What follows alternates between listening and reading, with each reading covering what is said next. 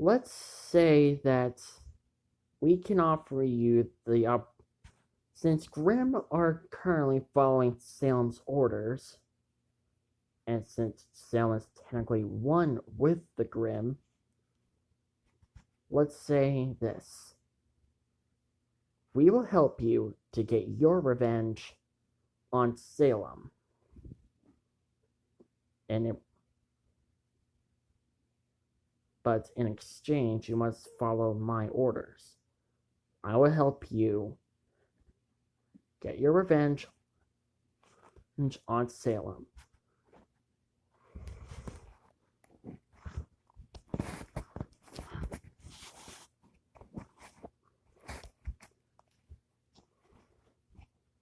But in return, I want you to follow my orders. Godzilla offered his hand to shake Neo's hand. So therefore, they will have a deal. Neo thought about it for a bit and offered her hand to shake Godzilla's hand. And of course, they shook their hands. That Neo was now officially a part of Godzilla's team now.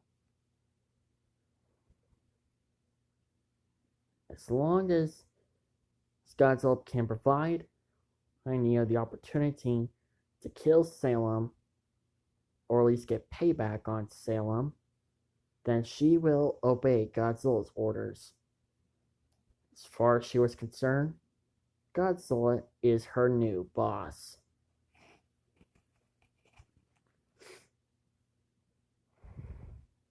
Now head back upstairs. Cinder and I need to have a conversation. A private conversation. Neo nodded her head without question.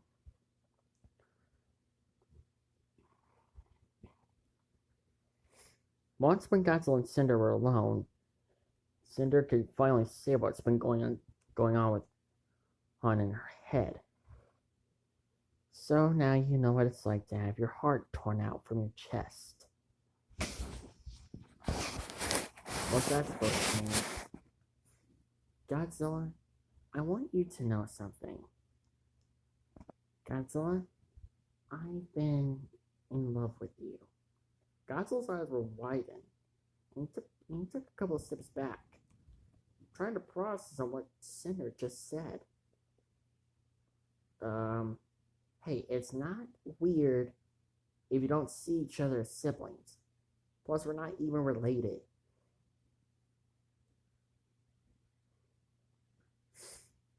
Godzilla was about to say something, but then he thought about what Cinder just said. And she had a point. As long as you don't see each other as siblings, it's not really weird at all. Well, if someone took someone else in when they were just a little kid and they had feelings for that particular person that they grew up with, it's not really weird at all. Well, as long as you don't see each other as brother and sister.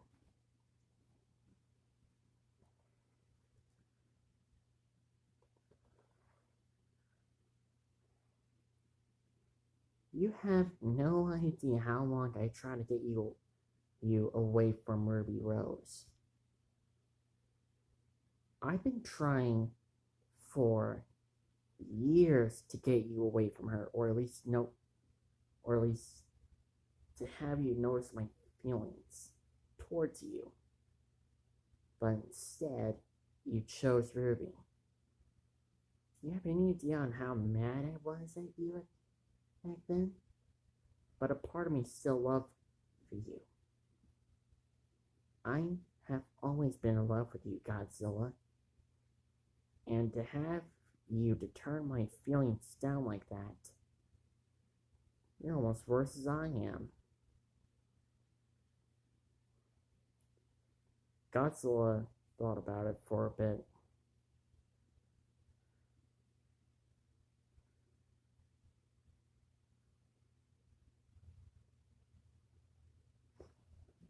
He thought about it.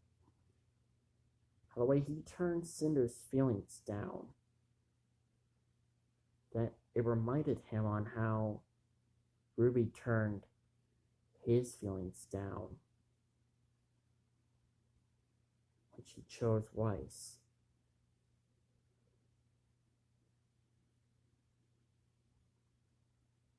Godzilla turned his head to look back at Cinder, and it broke his heart because he saw a tear coming down from her cheek.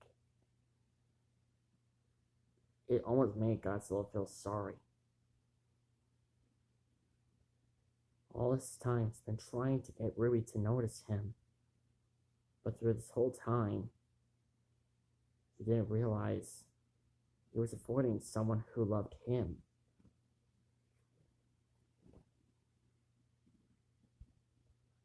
Cinder started crying for a little bit. Godzilla didn't know what to do.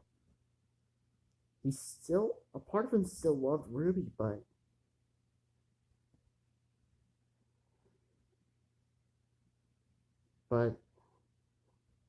how can he choose Ruby when the girl who loved him far longer was sitting right behind him crying?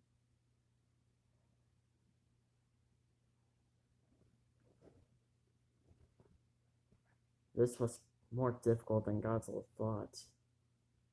Love may be a beautiful thing, but at the same time it's difficult and strange.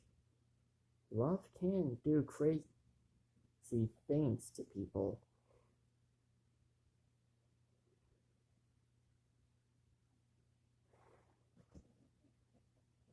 Godzilla clenched his hands tightly as he tried to figure out the situation, but hearing Cinder constantly crying was just breaking his heart piece by piece. Cinder had these feelings for so long, and to let it all out now was just kind of hard for her. At this point, Godzilla couldn't take it any longer. He turned around while Cinder was still crying. While she wasn't looking, Godzilla lifted up her chin and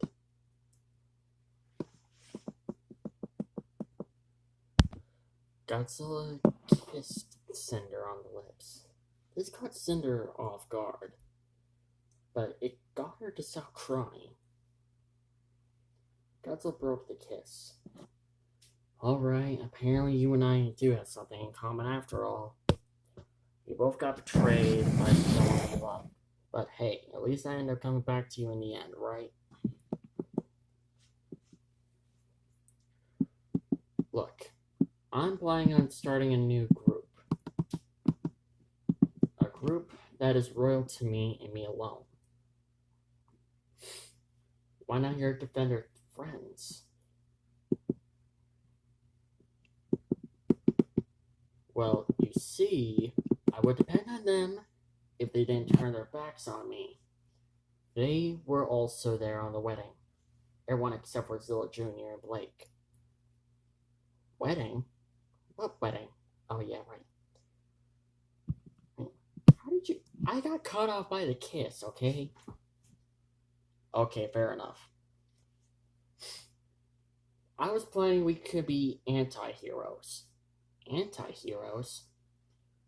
You mean, I know what an anti-hero is, but why? Because I'm tired of just doing just good all the time. I kind of want to do something different for once in my life. But wouldn't this go against Dad's wish? Look, I know my father, Dagon, I'm surprised you're still calling him Dad. Well, he kind of said it was okay if I can call him Dad if I wanted to. Right, good point, but still. Look, I know my father, Dagon, said that I can keep the balance of nature as long as I keep doing good, but if you forgot, I am the king of monsters now. All the kaiju now respond to my orders. Good point. And besides, I'm tired of getting backstabbed by people who I thought were my friends. It's about time I start doing the backstabbing. And with help from my queen. Cinder's eyes were widened. Did Godzilla literally just say his queen? Was he referring to Cinder? Cinder, I kind of want you to roll by my side. We could just take Salem out, because I think I might have the answer. Because I have the answer of our problem. What's that? Let's just say we're gonna get Salem good. Real good. Cinder was speechless for a moment, but she gave a sort of an evil smile in the end. Later, Godzilla's new team, by the name of Team Godzilla, set out on the move. Their mission? Well, to do whatever they want, but if they ever encounter Salem, they'll take her out. Besides, they'll take Salem out after doing some anti-hero stuff. Doing both good and bad. The only thing left to wonder was how his Team Ruby and Godzilla's team was going to react to Godzilla having a new team, and this time, Godzilla is no longer the Godzilla that they all once knew. He is now an anti-hero, and who knows what he could do next, besides of just killing Salem for good.